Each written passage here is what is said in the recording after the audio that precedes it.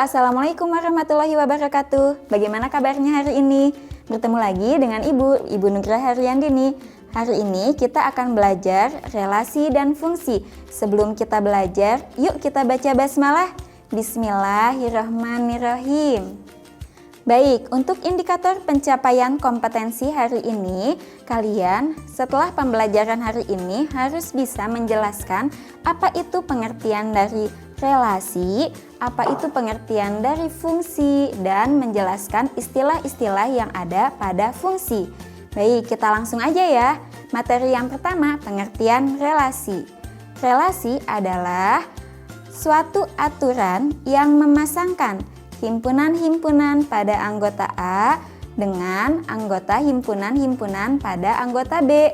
Nah, contoh relasi di sini Ibu mempunyai suatu diagram panah. Di sini ada himpunan A yang isinya anggota kelas 7A. Nah, kemudian ada anggota himpunan B yang isinya mata pelajaran. Nah, relasi yang menghubungkannya adalah pelajaran yang disukai. Contohnya di sini, Buyung menyukai pelajaran IPS. Buyung juga menyukai pelajaran kesenian. Doni menyukai pelajaran keterampilan. Doni juga menyukai pelajaran olahraga. Kemudian ada Vita. Vita menyukai pelajaran IPA. Putri menyukai pelajaran matematika dan bahasa Inggris. Contoh lainnya untuk relasi. Di sini Ibu mempunyai dua himpunan, himpunan A dan himpunan B. Himpunan A isinya adalah kota-kota yang ada di Indonesia. Ada apa aja anggota himpunan A? Himpunan A anggotanya ada Jakarta, Denpasar, Pontianak, Surabaya, dan Padang. Anggota himpunan B ada nama pulau-pulau yang ada di Indonesia, yaitu Pulau Jawa, Kalimantan, Sumatera, dan Bali. Nah, di sini sudah dipasangkan kalau Jakarta itu pasangannya dengan Jawa, Denpasar pasangannya dengan Bali, Pontianak pasangannya dengan Kalimantan, Surabaya pasangannya dengan Jawa, Padang pasangannya dengan Sumatera. Menurut kalian, relasi apa yang tepat untuk menghubungkan anggota himpunan A dengan anggota himpunan B? Baik, relasinya adalah terletak di pulau. Jadi, Jakarta terletak di Pulau Jawa. Denpasar terletak di Pulau Bali. Seperti itu dan seterusnya. Oke? Untuk contoh relasi yang kedua, di sini Ibu punya himpunan P dan Q. Himpunan P anggotanya 2, 3, dan 5. Himpunan Q anggotanya 2, 4, dan 6. Di sini juga sudah dipasangkan. 2 berpasangan dengan angka 4 dan 6. 3 berpasangan dengan angka 4 dan 6. 5 berpasangan dengan 6. Menurut kalian, relasi apa yang tepat untuk menghubungkan anggota-anggota himpunan P dengan anggota-anggota himpunan Q? Baik, relasi yang tepat adalah kurang dari. Jadi, 2 kurang dari 4. Kenapa 2 nggak dipasangkan dengan 2? Karena 2 dengan 2 itu adalah sama dengan. Sedangkan sekarang yang kita relasinya adalah kurang dari. Kemudian 2 kurang dari 6 juga kan? Baik, untuk 3 juga kurang dari 4, 3 juga kurang dari 6, dan 5 juga kurang dari 6. Nah, seperti itu contoh-contoh untuk relasi. Selanjutnya, kita masuk ke penyajian relasi.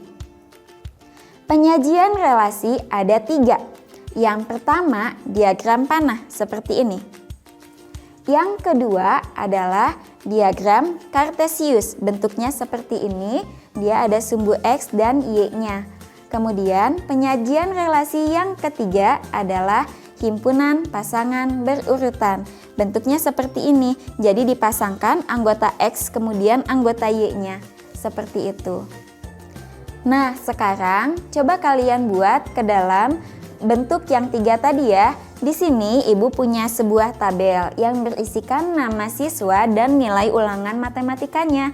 Nah, coba kalian sajikan ke dalam bentuk diagram panah, diagram kartesius, dan himpunan pasangan berurutan. Baik, itu sebagai tugas 1 yang kalian pada pertemuan hari ini ya. Selanjutnya kita akan masuk ke pengertian fungsi atau pemetaan. Nah, di sini Ibu mempunyai suatu diagram panah, hampir sama dengan relasi yang tadi kan? Nah, di sini ada himpunan A dan himpunan B dipasangkan dengan relasi nomor absen. Eka nomor absen 1, Wahyu nomor absen 2, Mira nomor absen 3, dan Wahono nomor absen 4. Nah, fungsi atau pemetaan dari himpunan A ke himpunan B adalah relasi khusus yang memasangkan setiap anggota himpunan A dengan tepat satu pada anggota himpunan B.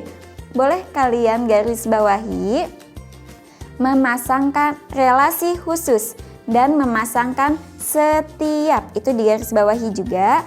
Kemudian anggota himpunan A dengan tepat satu, tepat satunya juga di garis bawahi. Jadi untuk fungsi atau pemetaan kalian hanya bisa memasangkan setiap anggota A dan memasangkan ke anggota B-nya hanya 1 kali. Nah, seperti contoh yang tadi Ibu berikan.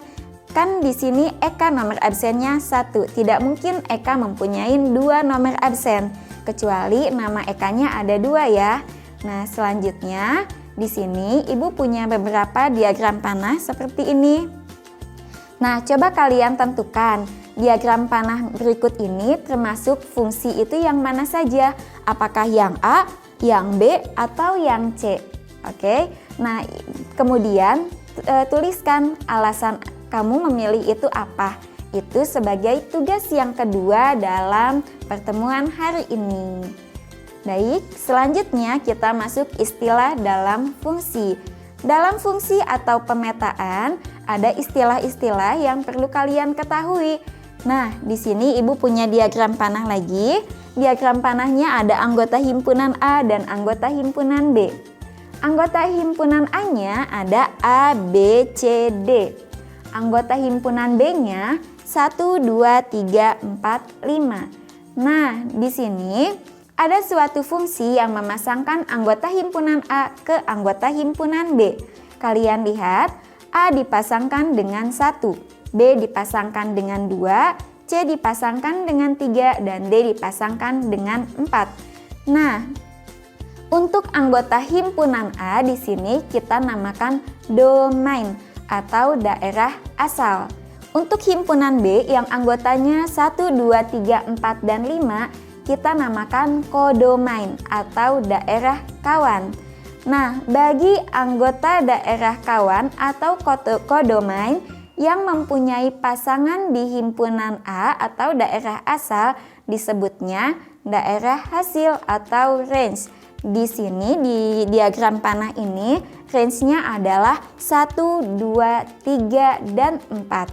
Nah, seperti itu adalah istilah-istilah yang perlu kalian ketahui dalam fungsi. Nah, sekarang kalian coba di sini Ibu mempunyai suatu diagram panah juga, ada himpunan A dan himpunan B. Coba kalian tentukan mana domainnya, mana kodomainnya, dan range-nya pada diagram panah di samping. Nah, itu menjadi tugas ketiga pada pertemuan hari ini. Selanjutnya, kita akan belajar mengenai banyak fungsi dari 2 himpunan. Nah, fungsi dihubungkan dari himpunan A ke himpunan B. Jika banyak anggota himpunan A dilambangkan dengan NA dan banyak anggota himpunan B dilambangkan dengan NB, maka banyak semua fungsi yang terjadi dari himpunan A ke himpunan B adalah banyak anggota B dipangkatkan banyak anggota A.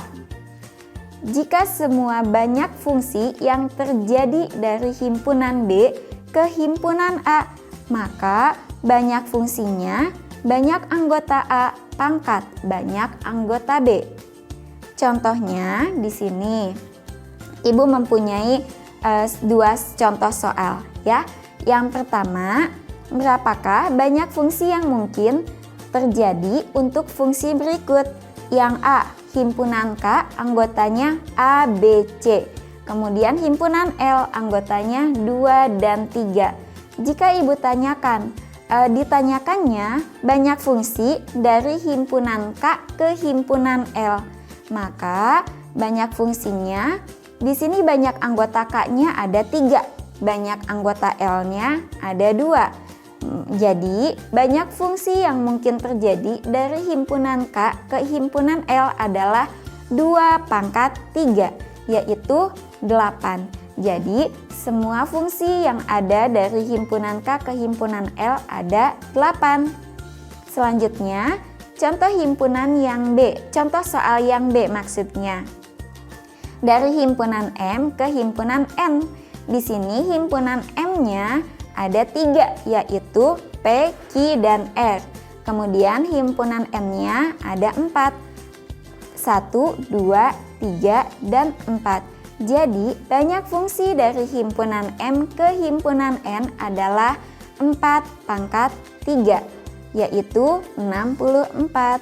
Nah, alhamdulillah tidak terasa pertemuan kita hari ini sudah selesai. Terima kasih banyak atas perhatian kalian semua. Semoga materi yang Ibu berikan memberikan banyak manfaat. Mari kita tutup pertemuan hari ini dengan membaca hamdalah. Alhamdulillahirabbil alamin. Sampai bertemu di pertemuan berikutnya. Assalamualaikum warahmatullahi wabarakatuh.